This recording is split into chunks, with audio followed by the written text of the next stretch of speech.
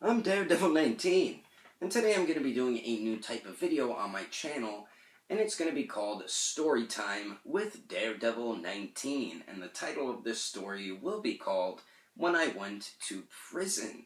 And let me tell you right now, it was one hell of a crazy experience, but it is something you definitely do not want to experience throughout your entire lifetime. It was horrible. Looking back on it now, there funny stuff did happen in it. That's why I want to tell some of the story. But tell the story. It was me and my two other friends, my friend Andrew and my friend George. This happened back in 2005. I think I was like 21 or somewhere around that age, early 20s. And I'm not gonna say how we got arrested. I'm just gonna start it off while we were sitting in jail at the police station, waiting to go see the judge. And the whole time I'm thinking in my head, like, I'm gonna go home right after we see the judge, be able to sleep in my bed and all that stuff and blah, blah, blah. Boy, I was wrong. We ended up being sent to prison for about 10 days, I believe it was. Yeah, 10 days. I know it wasn't a long time, but it was long enough to make me never want to go back there ever again. Yeah, so we go see the judge. I guess she was really pissed off at us because we made her wake up at like 4 a.m. She wanted to teach us a lesson, obviously, so she did send us to prison. My friend Andrew's in one cop car. They're transporting us to the prison, while me and my friend George are in the other cop car. The first thought in my head is, like, I'm not trying to get raped going to prison. That's what they do there. I'm not trying to get raped, so I look at my friend, and I'm like, yo, George, I'm not trying to get raped in here. And he's like, nah, relax, man. It's not that type of prison. So that was a sigh of relief for me right there. I guess I watched too many movies and TV shows. Yeah, that made me feel a lot better after he said that. So we do get to the prison. They bring us in the first holding cell. They give us like our jail clothes and everything. And me and my friends, for some reason, just start cracking jokes about, like, the raggedy jail clothes they gave us and the slippers and stuff like that. For some reason, my friend George got to keep, like, his Jordans. You know that's not going to turn out good. We'll get into that a little bit later. There was a phone in the first holding cell, so that was cool. We were able to call, like, our friends' families, stuff like that. And we called our one friend Chelsea, and she was really worried and upset. She didn't know what was going on and why we were, like, laughing and joking around and stuff. She's like, because we weren't taking anything seriously. She, I mean, I don't even know why we just kept joking around and all that, why we were waiting to get put into prison and to the main population. We're in, like, the first holding cell, then they bring you into another one where a bunch of other cellmates are there, and then they bring you into main population. This is the prison that I went to. It might be different in other ones. So we're in the first one, and they're bringing us to the next part where there's other cellmates. And on our way there, I mean, we're just looking around, because you've never been there, you're looking around at everything, and on the right, there's some holding cell, like holding, like a block, I guess that's what they call it. But what was in there was a bunch of Tracy Morgans from that movie, The Longest Yard. Now, if you saw The Longest Yard with Adam Sandler, and you know who Tracy Morgan was, and who he played in that movie, then you know what type of people I'm talking about, which is, guy girls, which is guys who are trying to act and dress like girls, and they're, like, over there flashing us, and we're like, what? Like, flashing us their chest, like, what are you doing? What are you doing? And it was weird. Like, one of them, I'm not even going to talk about it. It was just freaking weird. But, I'm so glad we got past that part. And one of the COs even threatened us if we cause trouble, they're going to lock us up in there. So we made sure not to cause any trouble. But, they bring us into the next part.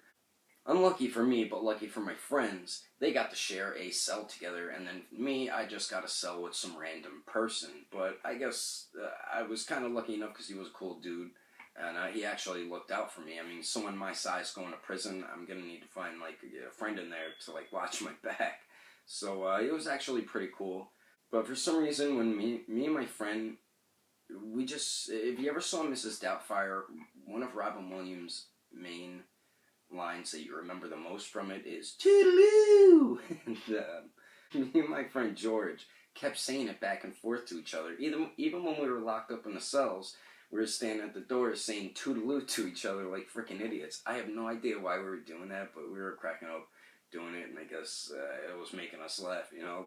We were in there for, I think, like a couple days, and I remember this one kid in there. He just kept trying to get me to join the Crips. He's like, yo, man, I could get you to join the Crips. I'm like, I'm good. No thanks. He's like, come on, man, I could get you in. I could get you in the Crips. I'm like, no thanks. I don't need to be in a gang right now, but thanks anyway. It's like, stop asking me to join a damn gang. I don't want to be in a gang. Get out of here, you know? It's like, what the hell? I mean, the food in there sucked. And for some reason, like before all this happened, I was getting like chocolate shakes every single day, so I was used to like drinking them, and I was really craving them when I was locked up. So it kind of sucked. I couldn't have any because they just give you whatever whatever food they served you there. The food there was just absolute garbage. It was trash food. It makes you think of like all the good things you have when you're not locked up, and just the freedom you have when you're not in prison. I remember they were giving people like hepatitis C shots, and then this one guy came up positive with his, and my one friend's like, yo, stay away from that guy. Because when they give you a hepatitis C shot, or one of them, if you get like a red ring around where they gave you the shot, that means it came up positive. And my friend's like, yo, I saw it come up positive on his, so stay the hell away from him. So everybody stayed away from that guy right there. Because hepatitis C, that is no joke of a disease. I'm pretty sure that can kill you. Nothing else really happened in there, because after that, I think we were in there for like 2 days or something like that, and then on the third day, they brought us into the main population. Now this is where they split up me and my two other friends. I went into one block, my other friend went into another block, and then my other friend went into a different block. So we were all split up in different blocks.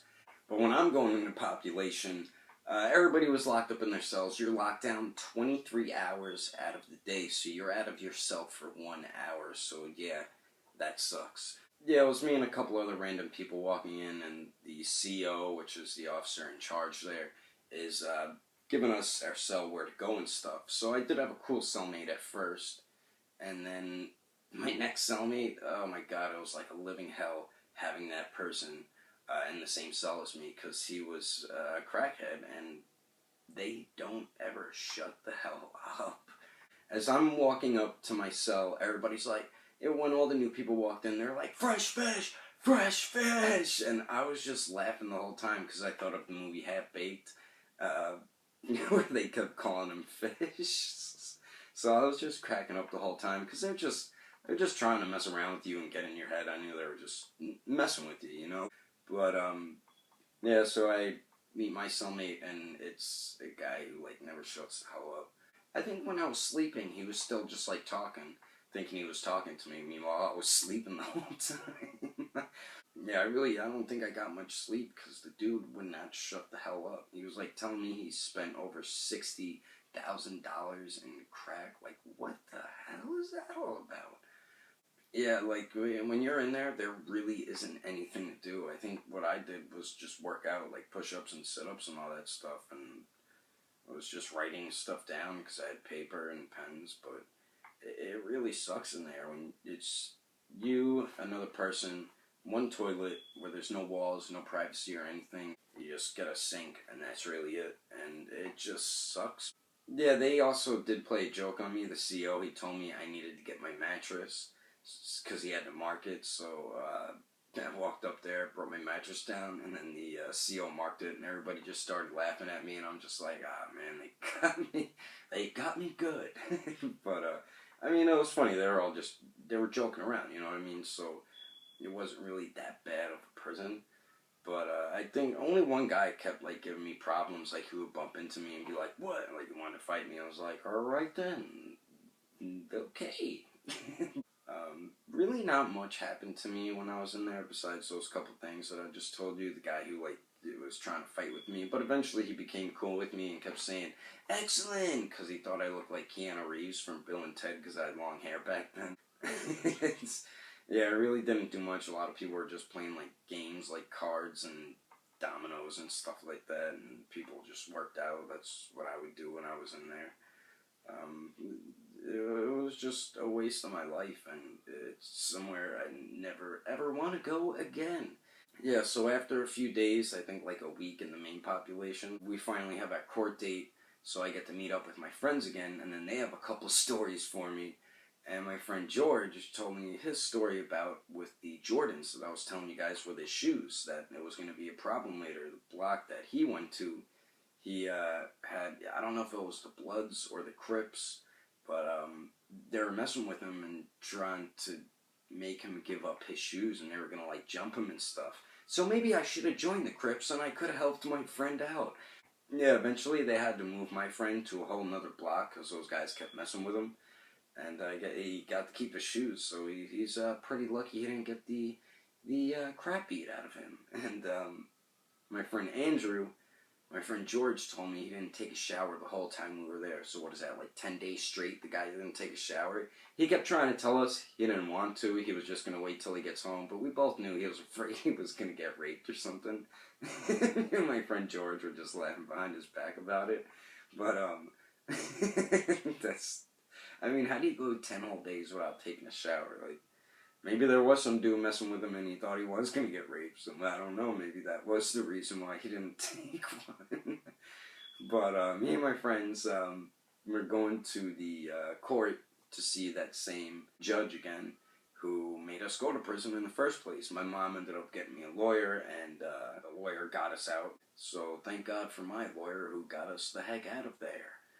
But yeah, we saw the judge and did all that like real early in the morning, and they didn't let us out of prison until like 7 p.m. at night. Like, are you kidding me? I want to get the hell out of here and go home. I remember my cellmate, he kept telling me like, yeah man, can you hit up my sister and tell her all this and tell her to call me and put some money on my account here? I'm like, yeah, sure, what's her number? I'll call her for you. Don't worry about it. I'll hook you up. Right when I got out of prison, he gave me his sister's number. I threw that shit right in the garbage. So I'm not, like, you were an annoying cellmate. I'm not helping you out, guy. Get the hell out of here with that. But, yeah, right when I got out, my parents were there and my sister, and first place I wanted to go was a restaurant called Friendly's. The first thing I got there was a chocolate milkshake, so I was craving it the entire time I was in there, so I was really happy that I was finally able to get a chocolate shake, and I got some food as well. I think I got like some real chicken and stuff, because they were giving us like peanut butter and jelly, and they were giving us a sandwich with 2 pieces of really thin bread with 1 piece of cheese and 1 piece of like ham or bologna or something like. But when you're in there, I'll tell you right now, you're starving, so you're gonna eat whatever they give you out on those lunch trays, and yeah, you go like starving in there, because if you don't have any money in your account when you are locked up and you're an inmate, then you have no food other than the 3 meals that they give you every single day, which really isn't much. They really don't give you much in those 3 meals. So I didn't have any money in my account. Eventually I did, and I remember I got Starburst and a bunch of other stuff. But they do have like a list of stuff you can order and spend with your money that you have on your account. But yeah, when I got out of there and ate that Friendly's food, that food was the best tasting food I think I ever had. I just look back on it now and I realize there was a lot of funny things that happened in it, but during that time I was not happy at all. It was just that that was a part of my life where I really hit rock bottom. It was a very hard time for me being in there, just mentally, you know what I mean? Because all you can do in there is think. There's really nothing else to do in there, so you gotta. That's all you can do. Some people probably get driven crazy, you know? It's no joke going to prison. You do not ever want to go there. I will tell you that right now. That's no place you ever want to go to or visit ever. But yeah, that's my story time with Daredevil 19, and I hope you enjoyed the video. This was my first time doing a video like this, so hopefully everybody likes it. I'll keep making them, because like I said, I have a lot of stories to tell. There's a lot of stuff I've been through, a lot of stuff, crazy stuff, funny stuff, sad stuff.